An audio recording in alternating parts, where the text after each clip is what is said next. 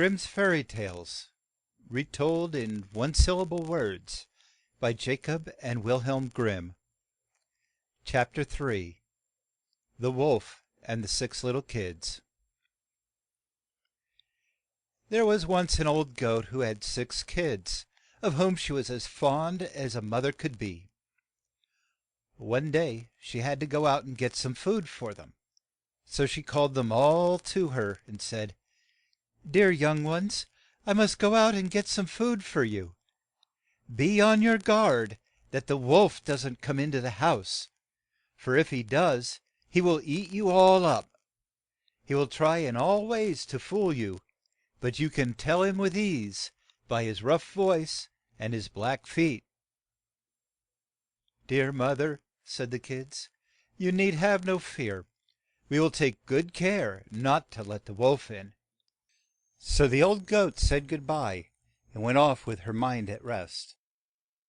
It was not long when the kids heard a knock at the door, and some one cried, "Open the door, dear young ones. Your moth er has come home and has brought some thing nice for each one of you." But the kids knew by the rough voice that it was the wolf, and they said, "We'll not open the door for you. You are not our moth er. She has a fine, sweet voice, but yours is coarse and harsh. You must be the wolf." So the wolf left them and went to a store where he bought a large piece of chalk. This he ate to make his voice soft, and then he came back and knocked at the door of the goat's house a gain. "Open the door, dear young ones," he said. "Your moth er has brought some thing nice for each one of you." But the wolf had put his black paws on the window sill, and the kids saw them. So they cried, "We'll not open the door for you. You're not our moth er. She has not big black feet. You must be the wolf." Then the wolf ran to the ba ker and said, "I have hurt my foot. Please put some dough on it." As soon as his foot was cov ered with dough, he ran to the mil ler and said, "Put some white flour on my foot." The mil ler thought, "This wolf wants to play a trick on some one," and he was not go ing to do it. But the wolf said, "If you don't, I will eat you up." This put the mil ler in a fright, so he spread flour on the wolf's feet. Then the bad wolf went for a third time to the goat's house, knocked, and said, "Open the door, dear young ones. Your moth er has come home and brought some thing nice for each one of you." "Show us your feet first," said the kids, "that we may know if you are our moth er or not." The wolf put his paw on the window sill, and when they saw that it was white, they thought he must be their moth er, and let him in. Great was their fear when they saw it was the wolf. They ran this way and that way, tried to hide. One went un der the ta ble, an oth er in to the bed, a third in to the oven, a fourth in to the cup board un der the wash board, and the sixth in to the clock case. But the wolf found them, and ate up all but the young est one of them, the one that was hid in the clock case. Then the wolf went out, and on the grass be neath the tree went to sleep.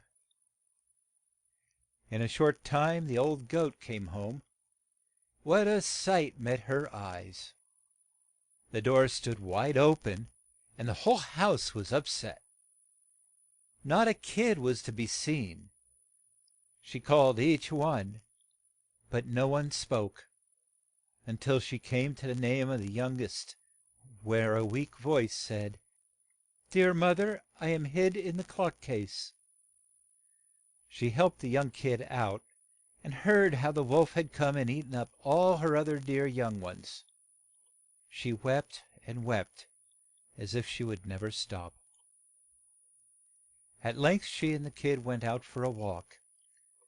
When they had gone a few steps, they saw the wolf where he lay a sleep on the grass, snor ing so loud that he shook the leaves on the trees. The old goat looked at him with care, and thought she could see some thing move in side of him. "Can it be," she thought, "that my young ones whom he ate are still a live?"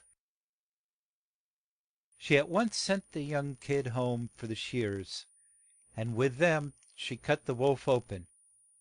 She made just a small slit, when one of the kids put his head out. She cut some more, and out it sprang, and then an oth er and an oth er, till all were out as full of life as ev er, for the wolf had been so greedy that he swal lowed them whole, and had not hurt them a bit. Oh, it was a time of joy! The kids danced and jumped a bout, they were so full of glee. But the old goat said to them, "Go now and get some stones. We will put them in side this scamp, and sew him up be fore he wakes." So the kids ran in great haste, and brought large stones, which they put in side the wolf. Then the old goat sewed up the slit, and the wolf did not wake or move. When the wolf's sleep was out, he got up, and as the stones gave him a great thirst, he went to a brook for a drink. As he stooped to drink, the weight of the stones made him fall in to the wa ter, and he was drowned. Then the 6 young ones gave a shout, "The wolf is dead! The wolf is dead!" And they and their moth er danced for joy all the way home.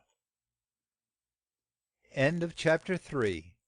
The Wolf and the 6 Little Kids.